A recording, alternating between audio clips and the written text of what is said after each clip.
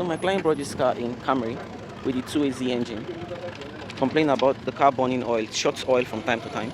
So this is what I want you guys to observe. This one here is so bad that you can see the ones that are fixed in the past, the exhaust valves are usually dry. It's the intake valve that is leak, that usually leaks oil into the combustion. You can see this one here. Look at this one here. You can see the exhaust valve is also leaking oil going to the combustion chamber, hence burning. Look at this one, even both exhaust valves are burning. When I take out the cylinder, I'll show you guys the intake valves as well. This 2AZ is usually notorious for burning oil, but this case here is worse because it's actually the valve seals that are leaking, not even the oil control rings that are usually the suspect. So when it comes out and we're disassembling everything, I'll carry you guys along.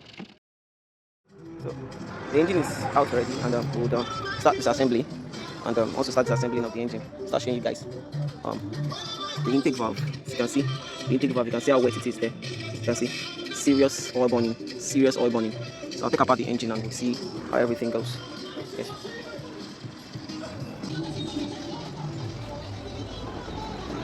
We're working on this one. This is the timing chain here. And what I want to show you guys specifically here is this piston here. You can see the block sleeves. There's not a single crosshatch mark on it. Let me go inside. Not one. These block sleeves are gone already. And Toyota says these blocks are meant to be a one-time use instant. So I might need to get an oversized piston ring to file into this particular block. You can see the crosshatch marker faintly showing. So I need to take out the piston. Then think about these cups to actually see them done. So once this oil now, the oil now leaks from here, it comes out from here, goes on top of the piston and burns on top of the piston. So it keeps doing that over a very long period of time, and then your oil keeps shorting. That's how it does. Yeah, so the block has been done. You can see how smooth the block is. I forgot to show you guys what the block surface was like before we actually took it to resurface it and did corrections to all this sleeving. Then this cylinder has not been worked on. We've just been grinding it. You can have an idea of what the block surface was like. This was what it was like. This one too would also be worked on and smoothing out. So we are just grinding the valves here. Grinding the valves here to have a fine surface like that one there. I don't know if this is clear on camera. This is it. Should be this fine. I didn't show you guys what it was like for now. All the inlet has been grinded. Just made the exhaust system. Take it for machining. Now these are the old rings that we took out of the car. This is the compression ring. Compression ring 1, and this is the compression ring 2, and this is the oil control ring, the one actually responsible for the oil. I'm trying to get this guy to focus. The one actually responsible for the oil burning. So now this is where they all sit. I've actually cleaned this pistons. This is where they sit. This is where the oil control ring sits. The compression 1, compression 2 ring sits here. So once the oil from the crankcase is coming up, it should not pass through here. It should not pass through this place. If it passes through, it comes straight into the combustion chamber and burns off as blue smoke. And I'll be reusing these metals. So, and you can see we have gotten the oversized ring, not the standard ring. If it was a standard ring, I would see STD here. So ZF if it's for actually an original ring. So I'm getting an oversized ring, and we'll be filing that ring. That's what my boss here is trying to do. We're filing the ring to be a tight fit into the cylinder balls here. You can see they'll file it down to be a tight fit into the cylinder balls. So once they are a tight fit into the cylinder balls, there will be no way for the oil to actually seep through. You can see that gap there. It's very slim. So that's pretty much what we'll be doing. Well, for the valve seal, the old valve seals are actually inside.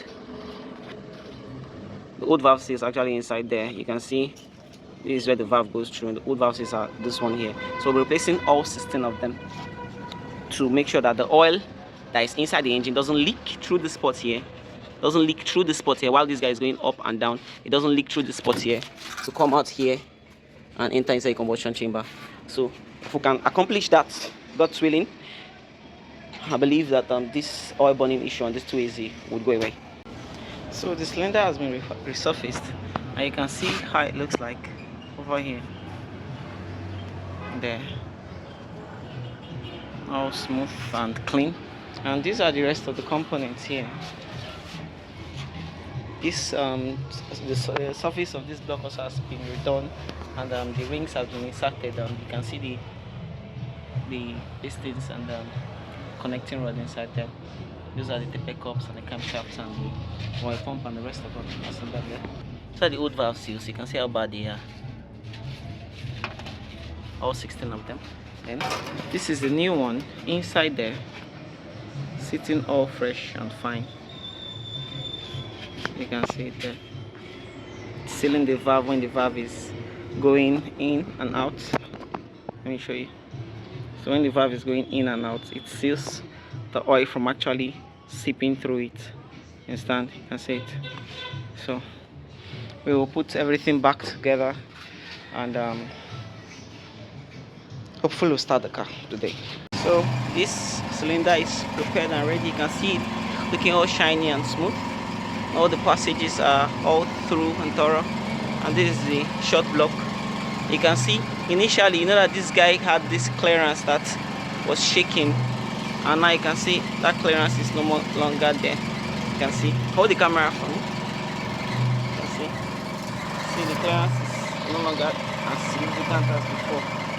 It's missing even a lot of force. So now we'll be putting this one on this one with a gasket in between, and locking everything and assembling everything together.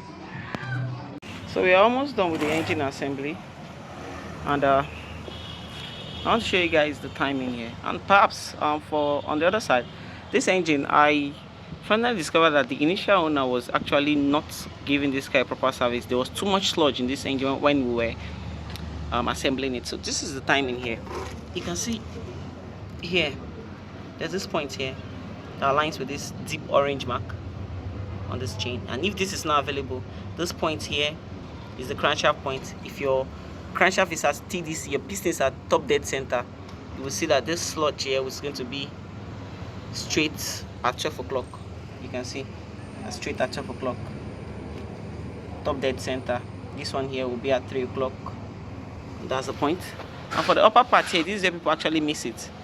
This one here, if your chain still have the mark, it should align with this yellow mark. If it doesn't, you still don't need to mind. These lobes here are going to be facing outward, the first lobe. But there is another mark here. You can see this tiny, there's this tiny, wait for me, there's this tiny arrow here and here. So this tiny arrow will point at, there's this point here. There's this point here, this point inside here. You can see that point there, here. Yes, it aligns with this notch here, and you can see that it aligns straight ahead with the arrow. And here, likewise, this place too. This place here aligns straight ahead with this point here. And immediately you get this done, your timing for this 2AZ should be correct. So we're almost done. We've assembled the engine. It's just putting the manifolds and the rest of the accessories that comes with the engine on it. Then we'll put it back into the vehicle. While putting the engine back into the car, this morning I went to the blacksmith to take off the broken bolt on the water pump, and we've installed a new bolt there. And I've done pretty much everything. Everything is together now, and we would be assembling everything and see how the car performs after installation. So yeah, this Polytron just arrived now, and you can see what it does. And in the USA, so I'm using one for this engine that I just assembled. Yeah, I've assembled the engine totally, and I'm about starting the car. The oil is already inside, and I didn't connect this crankshaft sensor, so the car won't start at first start. So I'll first of all have the car cranked till the oil light goes off. When the oil light goes off, then I'll come and connect this crankshaft sensor before I have the car started.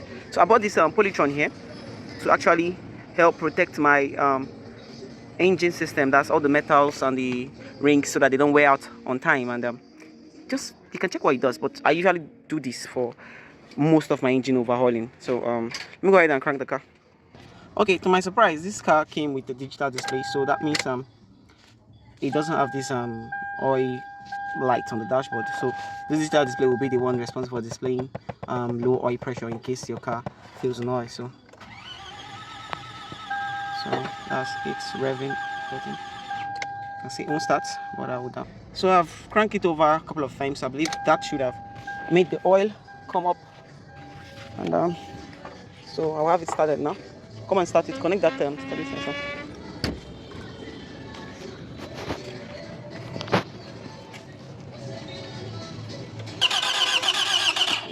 So I think I'll need another battery. It's trying to pick up now. Yeah. It will run rough at first start because of the oil and the old things we've taken apart. It will run rough. But after a couple of times, it will pick up. I'm not putting the coolant now. I want everything to dry up first. Like I'll let it run for like a couple of minutes before I start putting coolant in. So you can see the engine is running and it's running even better than I expected it to run at first. So that's startup for it. And there's no strange noise, no strange sound. Please go on there and check for leakage for me. And that's pretty much it. I started and it's been steaming for like 5 to 10 minutes. And I'm running a scan on it to see what code we have stored. We don't have any codes presently stored, but from my live data stream, I'm suspecting that the airflow meter is bad and the oxygen sensor too is bad. So because the car is running unnecessarily rich at warm up, and it's not supposed to be so. I might need to replace this oxygen sensor and airflow meter to get optimum performance on this car. And but so far so good.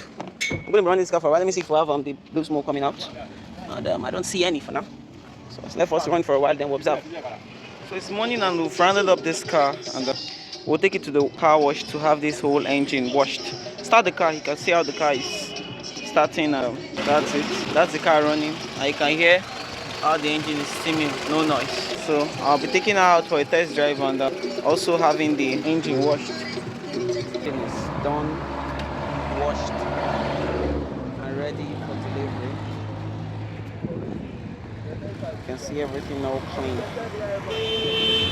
Ready for delivery. The pollution is in, and you can see how quiet this engine is running. So you have the bonnet closed, and now this car returned.